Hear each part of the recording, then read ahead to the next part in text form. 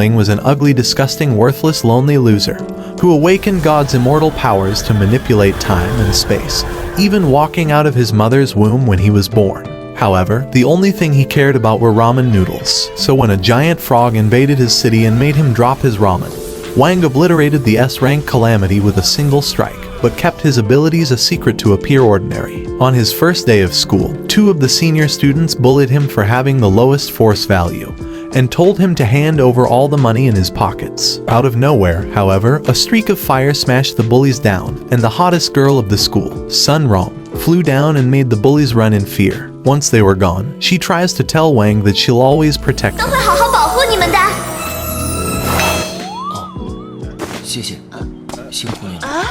What did he say? Later that day, the principal appeared before everyone to begin the entrance exam for determining their spirit force power, with the highest scores entering the elite class. An ugly-ass loser named Kook Shuin was the first guy up, and when he stepped inside and saw the giant frog in front of him, he fell back.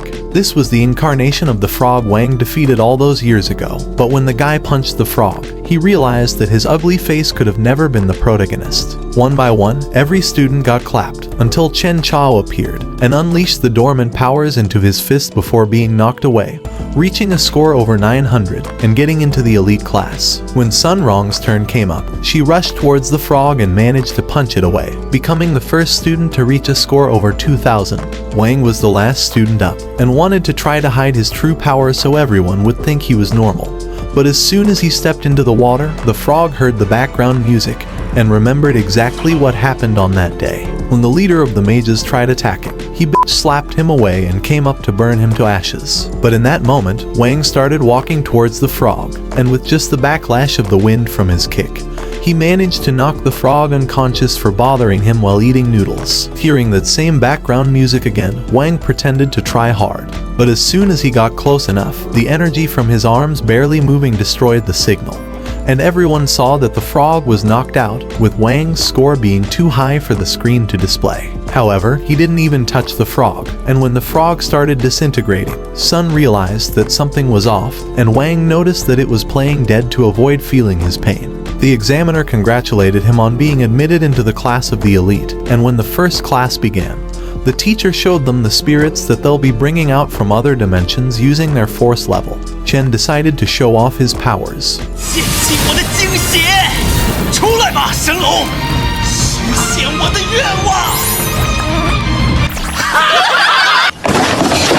After everyone clowned on him, Sun summoned a stray dog, but wondered just how much power she needed for an actual spirit beast. The teacher wondered why Wang's lonely ass was just sulking in the corner, so he decided to also give it a try. But when he felt all the aliens surrounding him, a giant explosion went off, and the frog from the exam wondered why the f*** he was seeing his ugly face again. To save everyone, the teacher casted Sun's dog towards the frog, transforming him into a puppy, and Sun asked him if he liked peanut butter. However, Wang knew how this would end and tried sneaking out of class. After all, he's been alone his entire life, because even when his father waited for him to be born, he saw the nurse leaving the exploded delivery room in tears. However, his son wasn't dead, and he saw Wang had walked out of his mother's womb like a giga chat. Every single day, he would sit and read the mind of his parents as they would constantly lie to each other, and bothered him with all their arguments. So to save their marriage, he used his infinite brain cells to think of all of the billion outcomes in this world, and decided to piss himself in front of them. This was how his piss saved his parents' marriage, and as days passed, he was capable of manipulating gravity itself. But by the age of 6, he had already gained the ability to destroy calamity-ranked monsters, so his father began experimenting on him until he developed a secret seal to hide Wang's limitless powers. But even then, it wasn't enough to prevent him from nearly breaking the bowl by just touching it, so his mother would constantly give him her golden orbs to suppress his spiritual powers. And even though his parents loved him, they wished to find a way to help him live an ordinary life. Because even for simple things like blowing out his candles, he burnt down their entire home.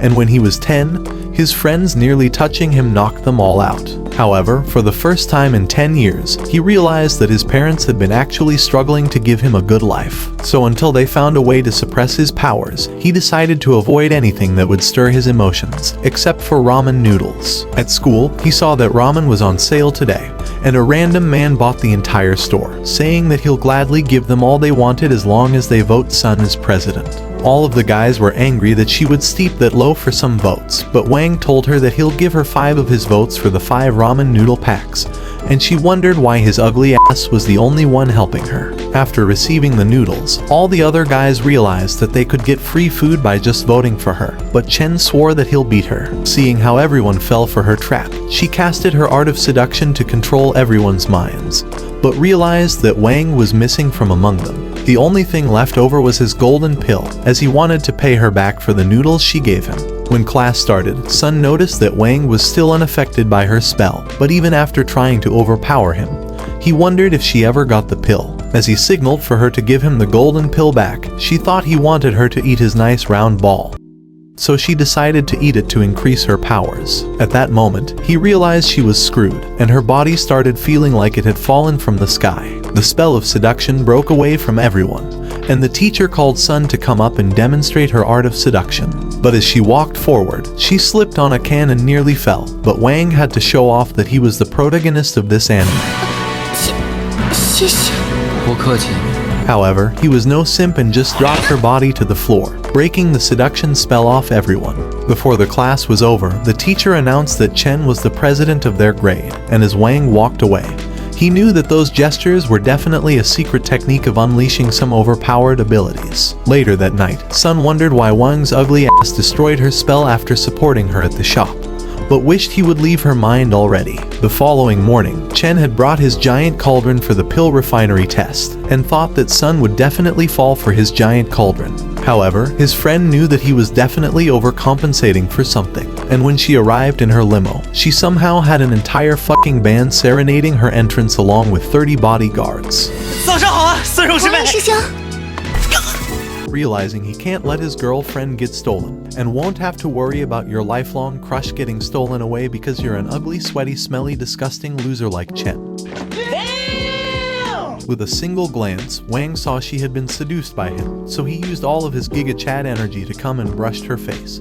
But he broke all laws of physics and snapped the status effect out of reality. They wondered if this was the new red pill guru method he was practicing, and Sun climaxed after the Riz Lord destroyed her ability to stand.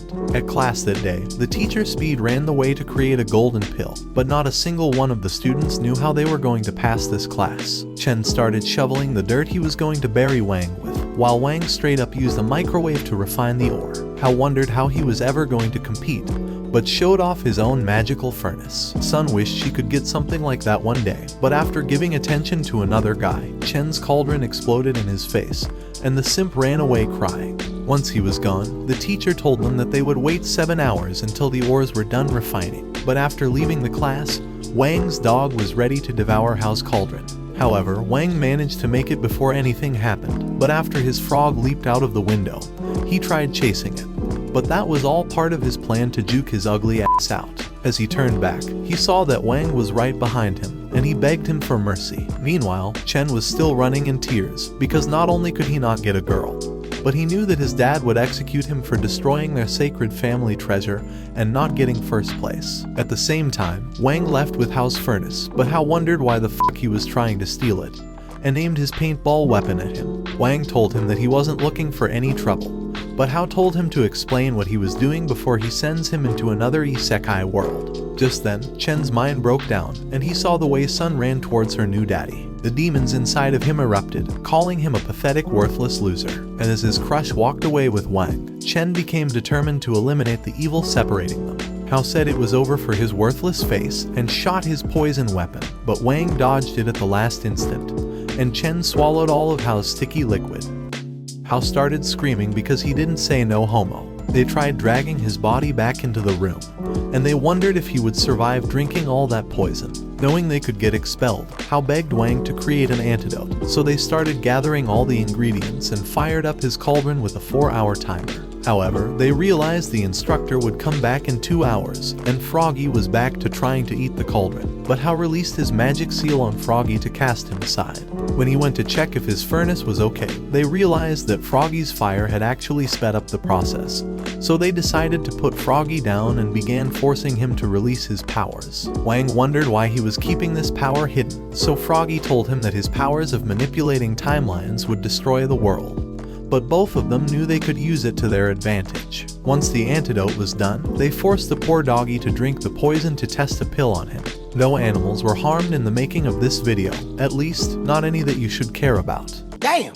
They tried feeding Chen the pill, but Hao started hearing the instructor's footsteps, so he ran outside to try and delay them. However, the teacher wasn't dealing with his bullshit, and when they entered the room, the teacher was ready to see whether his furnace actually refined any orbs. Hao begged her not to expel him, but she saw that he had actually refined one of the orbs, and Hao realized that Wang sacrificed his own pill for his friend. But just then, it was his turn, and the teacher screamed at him for creating explosives. Seeing how Wang replaced Chen's orb into his microwave, and sacrificed his own grade for his friends, made him realize that Wang was the greatest friend in this world. But what he didn't realize is that Wang actually didn't do shit, because when washing the furnace, the pill had been there all along, so they cooked it without either one of them knowing. His microwave was as useless as he was, but nothing was as useless as the cauldron carrying Chen, except maybe for Chen's face. By the time he woke up, he saw that his furnace was repaired, and Hao told him to thank Wang for all his hard work, sparking a bromance between the two new buddies. When school was over the next day, Sun began approaching her useless, ugly, disgusting, worthless prey. But instead of being the hunter, she was actually the one being hunted. Without any hesitation, she asked Wang if he wanted to go on a date tomorrow, but Wang stared at her with the same worthless face as always. At the same time, the hunters were given the order to shoot Sun, but as soon as they shot, Wang deflected their shots back with a single stare.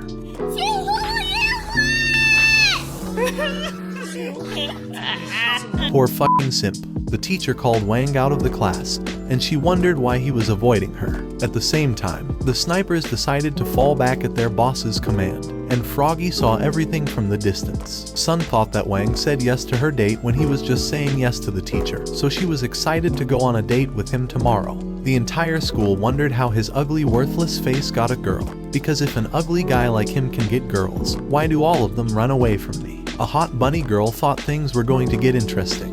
At the office, the principal asked the teacher to leave right away, and the principal introduced himself as Ju, the man who witnessed his ability to defeat the frog all those years ago. He got on his knees and begged him to become his master, but Wang released 50% of his magic of forgetting. When he was finally alone, Froggy told him about the assassins. While he slept, he kept having nightmares about Sun's crazy ass, but when he got out of bed with his bunny suit, he saw Sun waiting for him outside of the window with her entire army, and wished that he would just die already. Neither one of his parents would have normally agreed to this, but they thought their son would never bring a girl home, so they begged him to bring protection. His father wondered how Wang was born when he always used protection, but his mom told him to not worry about the details. On the phone, he saw all his friends wishing him to have the greatest night of plot development.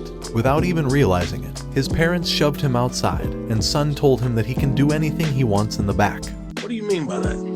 As they drove away, the assassins continued tailing them, and Sun told him that she was taking him to the Heavenly Paradise Carnival. That entire castle was built for Sun to spend her time there with the one she loves, and she confessed that it was her first time visiting this place. Wang wondered why he was stuck with her ugly ass, but she laughed because his face was even worse. As soon as they arrived, she told all the guards to piss off because Wang was stronger than all of them. But just 5 minutes later, all of the guards were neutralized by the assassins. Before a prophecy wall, Sun dragged him to find out the future of their relationship, and the assassin fired his bullet at that instant. However, Wang slowed time down to find the bullet, and caught it with his mouth, launching the bullet right back at his gun and sending him flying. She wondered what type of neurological disorder he had, but he men in blacked her ass, Pause. and she forgot seeing anything. The assassins wondered why these guns had more recoil than CSGO. As they glided across the steel while being followed, Wang exploded the assassins behind them, and while he tried to get her a gift, he made all the logs fall on top of them and erased her memories. When they were about to take another ride, the Wizard of the Oz snapped his finger to make the stone fall on top of them. By the end of the night, the assassins wondered what the f was going on with their luck, and Sun asked him if he would enjoy riding a Ferris wheel with her while they set off the fireworks. And after agreeing, he thought he would finally get a moment of peace with her, but the assassins hopped behind them. Zhu saw that his master was in trouble and called for backup, and as the couple went up the Ferris wheel, the fireworks began going off in the distance. While he was distracted, the assassins held their gun up to him and Sun, forcing them to sit next to each other. Even though his life was in danger, he was glad that Sun's loud-ass mouth was finally shut off for a few seconds. Sun begged them to let her friend go, but after hearing her call him his friend, she began crying and begged him to leave. However, he stood up with his gleaming eyes and used the force to throw his comrade away. When the other begged for his life, he sent him flying away as well, with a giant phoenix coming from the sky to eliminate him at that moment. As the fireworks went off, Wang made her promise to keep it a secret between them, and used 100% of his promise magic, sealing away Sun's memories of this night rather than erasing them. It was the first time in his life he wanted someone to know who he truly was, and this was the beginning of their new relationship, as the fireworks continued going off in the distance. The following day at school, the teacher told Sun that the hitmen who attacked her in the park were still alive, and were beginning to cook up a new plan. However, when Sun told him that she had no memories of the attack, Zhu arrived, saying that he had eliminated them himself.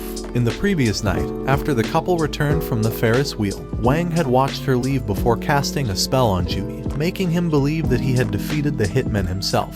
As Zhu showed them a letter, he told them that assassins intend to invade the school to capture Sun. With a snap, the gates were immediately sealed up and soldiers barricaded the premises. However, inside the schoolyard, a golden-phased ninja called Zhu Feng emerged out of the ground and knocked out a security guard with a rubber chicken before pounding another. After that, he bumped two others together and jumped into a bush before pulling another inside and leaving several bodies piled up. Inside the hallway, a new golden-phased ninja called Su Ying arrived and blew them out of the window. However, he managed to dodge a chalk attack that pierced the wall and cracked it like a hammer. As the teacher appeared before him, he told him that he would squash him like an ant. Meanwhile, Wang was informed that he had won a free delivery pack of noodles. Hoping to claim his gift, he decided to head outside. At the same time in the hallway, the teacher began evading a weapon, but with the ninja determined to prove himself, he launched the weapon and threw another. Using a spell, he caused them to expand and erupt into an explosion, but the teacher crushed a spiked ball easily,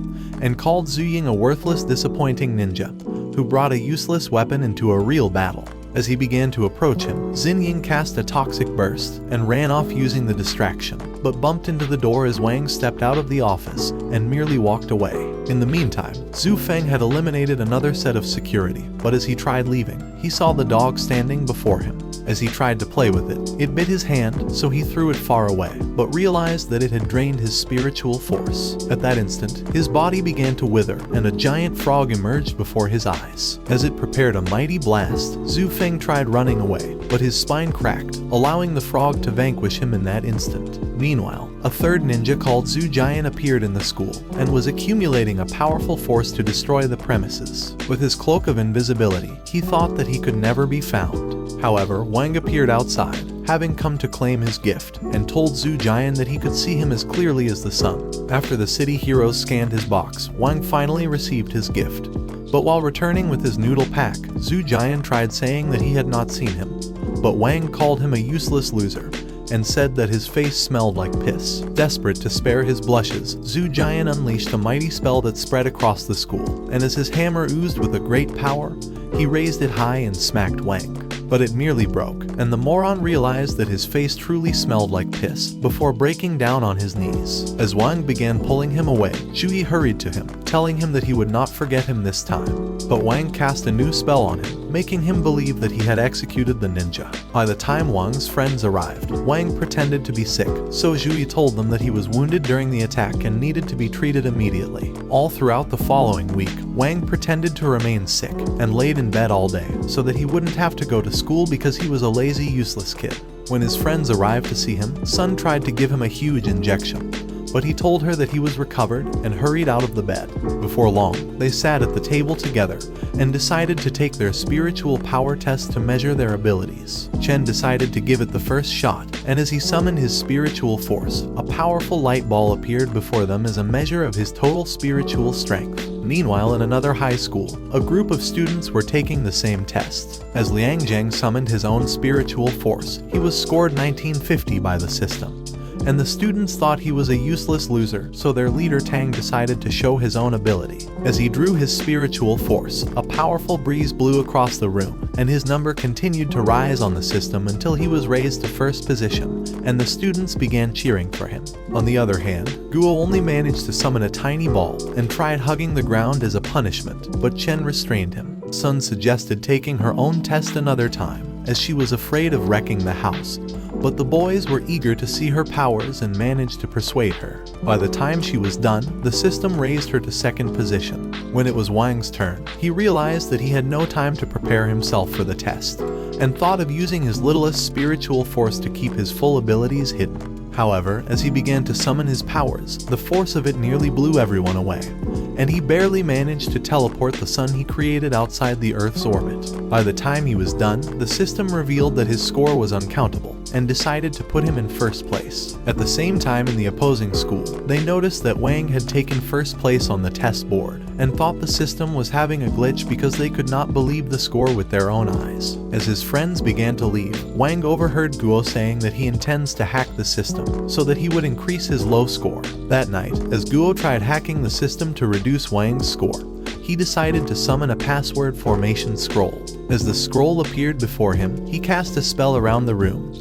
hoping to find the password. By the time he was done, he realized that the password remained invisible, and angrily threw off his book. But Wang told him that the password was just 8 stars, and his dumbass actually unlocked the computer. At the opposing school, Tang and another student had also hacked the system. However, they discovered that they could not find his score, and that a new hacker had infiltrated the system. At the same time, Guo noticed that Tang was in second place and remembered that he used to bully him a few years ago. But at that moment, the system alarm was triggered, and the students tried quitting before they were discovered. However, a group of students entered the room and realized that Tang's name had been changed on the system, but they thought that he had done it himself and told him that he was a worthless loser. A few weeks later at the school, the teacher told the instructor that he intends to send Wang and his friends to a swords competition with the opposing school.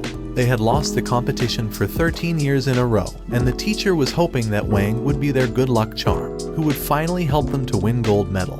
However, when the instructor told them that they needed to send 5 students out for the competition, Juhi told her that the dog would fill in for the 5th position. As she wondered how the beast would compete without a humanoid form, Juhi commanded the beast to turn. At once, it transformed into a faceless human, but returned to the dog form when they were too disgusted to look at its face. However, she still thought that the dog would not be allowed to compete since it didn't partake in the spiritual force test. Hoping to make up for their blunder, Juhi wore the armband on the beast, and promised to free the frog spirit if it managed to win the competition. To prove his determination, the beast scored 5,000 points and was raised to second place. That evening, after school was over, the boys told Sun goodbye and began to head home. But that night, the teacher decided to inform them that they would be representing the school at the swords competition, and told them to prepare their spiritual sword for the fight. So the students began to display their special swords. When they were done, they realized that Wang had not revealed his own sword. As he went into the basement to retrieve his sword, the spirit of the sword emerged from the box, but he dipped it inside.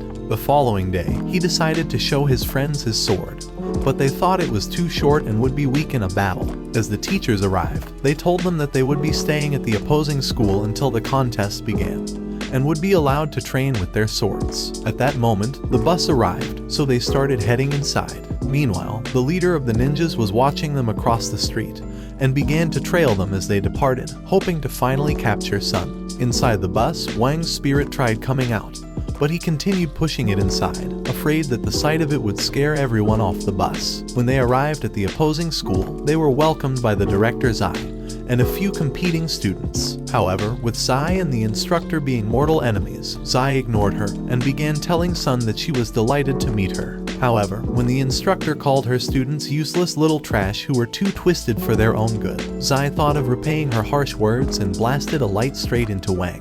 At once, he fell to the floor, pretending to be hurt, but his spirit appeared before him once more and warned him about his amulet. Before he knew it, it exploded into the biggest fiery blast that anyone has ever seen, rising high towards the sky and blowing everything in sight with a ferocious wind, while a mighty flame continued burning until it vanished from the amulet. Weakened from the eruption, Wang asked the spirit why he had not warned him earlier, but the spirit told him that he had silenced him from talking inside the bus. As Sun and the instructor tried to help him, they began to wonder what triggered the eruption, and even Zai was confused at the sight of Wang becoming sick, because her blast was only meant to test his abilities. After Wang was carried off into the school, Sun tried joining him, but Tang stood in her way. He asked if she remembers his face, but she thought he was too ugly and disgusting to remember. However, when he refused to leave, she tried to punch him, but was caught by Tang's partner, Yisha. Tang told Sun that they intend to eliminate Wang before the competition began. At that instant, Wang's body began to burn from a mysterious flame, so Zai appeared and bound him with a wrapping spell. Angered by the sight of this, Sun drew her sword, but as she tried to isekai Tang, the teacher caught her blade and told her to control her emotions. Inside the medical room, when the staff tried to treat Wang, they discovered that he had mysteriously vanished. Meanwhile, Wang was trying to find his way out of the school. He used a flash trick to suppress his amulet, but was afraid that his powers would erupt at any moment, so he called his father and told him that his power seal was starting to break. Immediately, his father readied himself and took off on his light sword, so Wang continued through the school and hoped to find his way out. At the same time, his friends made their way into the school gym. Zai decided to welcome them again, and began telling them the rules of the swords competition, saying that the team with the highest score would be crowned winner. However, when Guo pointed out that his ugly team of bullies were also a man short, a wave started rising towards them, and nearly drenched their clothes as a mysterious dude appeared before them. In a flash, he whisked to Sun and offered her a rose, but she told him that the rose was as ugly as his horrendous face. Hoping to impress her, Bufeng said that Zai hired him to crush their team, but was willing to switch sides in exchange for a one-night stand.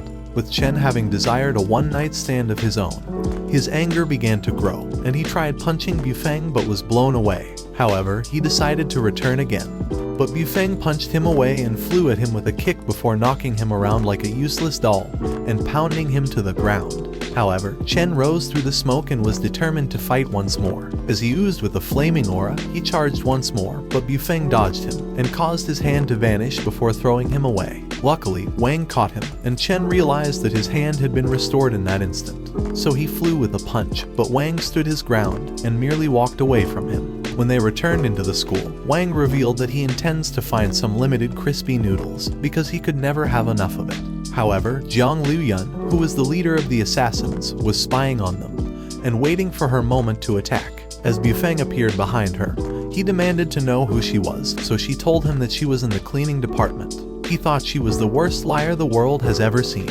and wondered if she fell from the ceiling. Even still, he thought she was the new Mona Lisa and offered her roses for another one-night stand. But she smacked it away, calling him a brokey who deserved no pussy. Looking to even the score, he told her that her face was so ugly he would rather wank forever than sleep with her. But she punched him with an invisible blow and said that he would never recognize true beauty even if it truck-cooned him in the face. Delighted to take on the challenge, he began to rise with a dark aura and was ready to squash her with his great power. As he summoned a dark energy, hoping to pulverize her, she squeezed it and made it vanish in an instant. At the same time, Wang was returning with his crispy noodles when he came across Liang, who was about to annihilate Bufeng. Before anyone knew it, she had captured him and tossed both of them away, having bound them in immortal ropes. As an old dude appeared beside her, she wondered if they were better off throwing Wang down the roof, but the man began to pull Bufeng instead. Wang's amulet tried unleashing from the chain, and the sword spirit started warning Wang about the impending destruction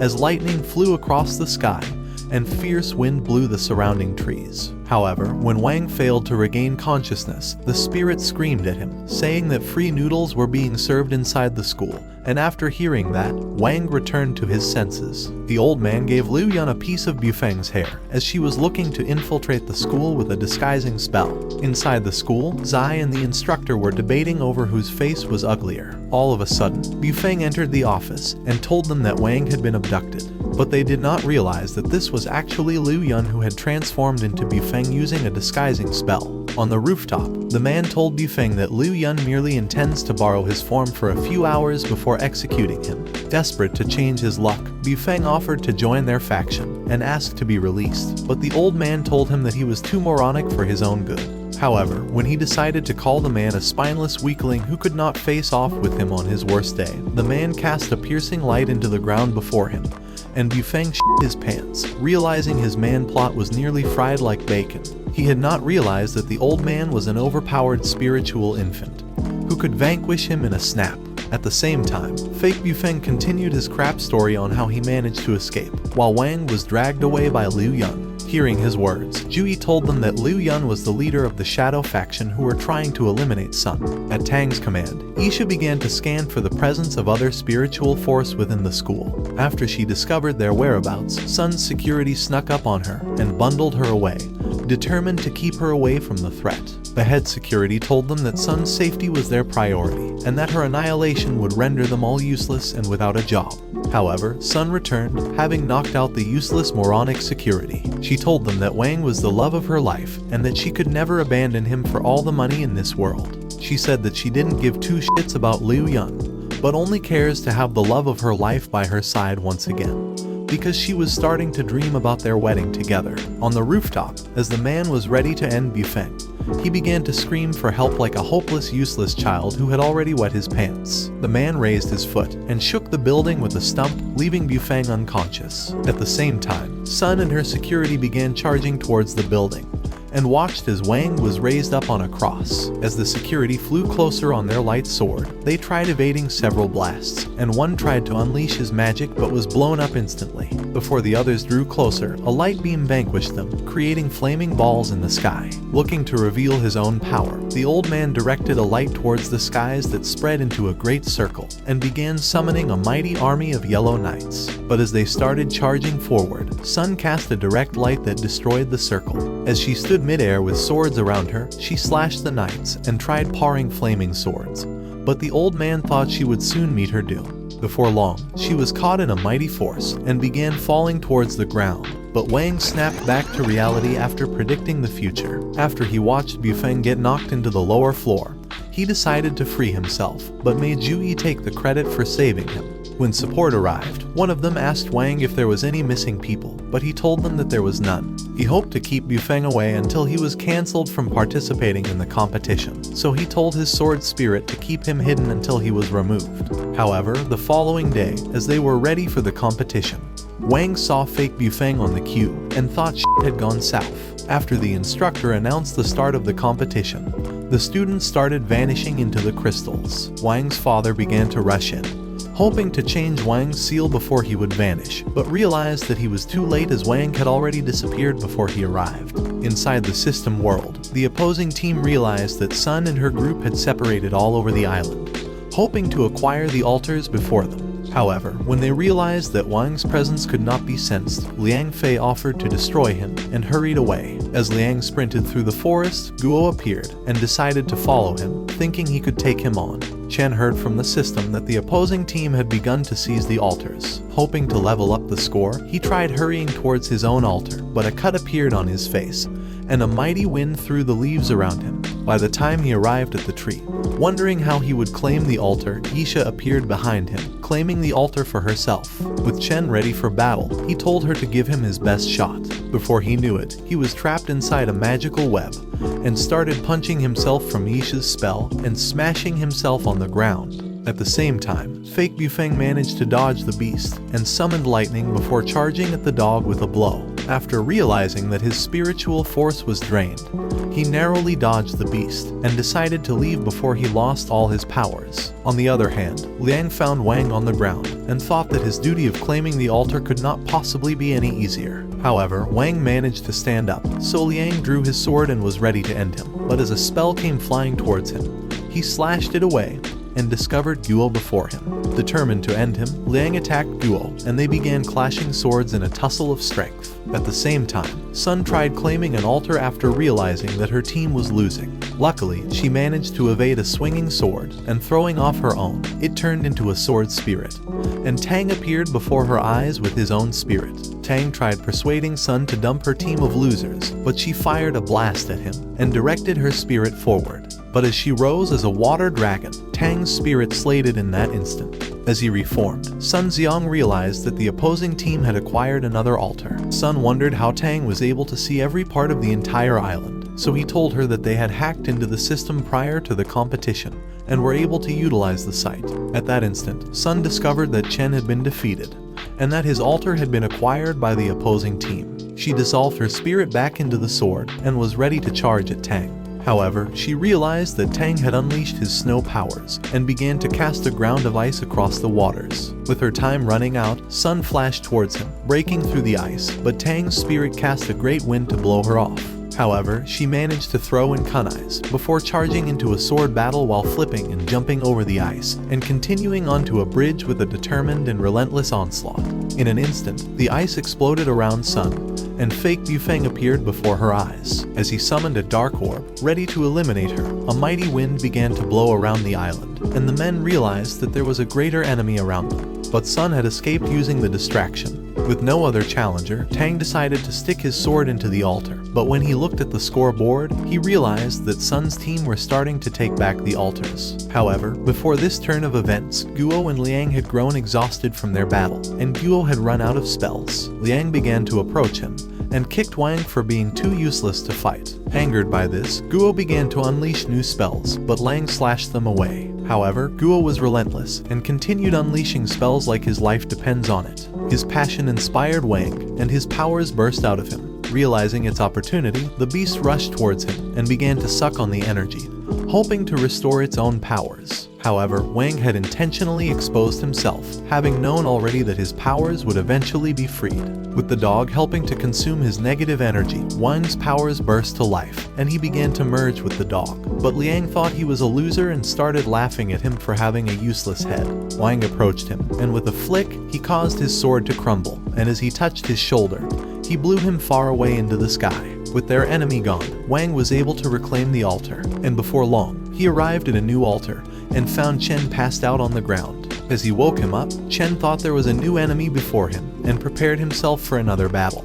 But Wang merely left him and stuck his sword into the altar. While Chen was celebrating their success, the system announced that the opposing team had reacquired their altar, and Wang realized that their only chance at winning was by securing the altars at the same time. Immediately, he burst with a mighty flame, ready to reach all the altars at the same time with his lightning speed. However, Sun stopped him over the device and told them that Guo had abandoned his post when two opponents ambushed him. Chen wondered why he had not fought back, but Guo told him that he was a useless fatso who had no place on the battlefield. Sun told the boys that their only hope of winning the contest was by seizing all the altars at the same time, and that they had to protect it for a few seconds until they were declared the winning team. Before long, Sun and Guo started heading towards a new altar, with Sun serving as his skateboard, before launching him far off to the cave. As he landed, he began to tease the opponent before him, telling him that his father was a simp. At the same time, Sun was trying to sneak towards the altar. When the dude realized that it was a distraction, he tried hurrying to the altar, but Guo unleashed a spell at him. Luckily, he stumbled, and the spell flew at Sun, knocking her away from the spot.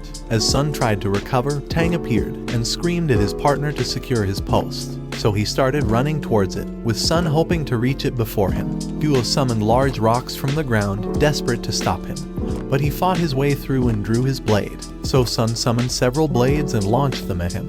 But when she tried utilizing his distraction, Tang's sword spirit flashed in and destroyed the swords before her eyes. Realizing she could not fight her way through, she decided to retreat. As Tang appeared before her, he called her a failure, saying that her plans had failed before it even began. But Guo decided to join her for support. With the opposing team close to retaking the remaining altars, Sun realized that their only hope of staying in the competition was by claiming this altar for her team. On the other hand, Fake Bufeng began approaching Chen and was looking to claim his altar, but Chen began to evade his dark orbs, hoping to stall him until the competition was over. As Fake Bufeng grew angry, he tried teasing Chen, calling him a useless weakling from a simp father. However, Chen refused to fight back, causing Fake Bufeng to grow angrier. But as he tried revealing a new power, the dark orbs began to absorb the leaves. In that instant, he unleashed them with a mighty wind, but Chen managed to block them with his sword, while the rest ripped at his body. At the cave, Sun told Guo to retreat as she intended to face off with Tang on her own. Tang began to tease her, telling her to surrender her useless team of losers, but she was determined to prove herself,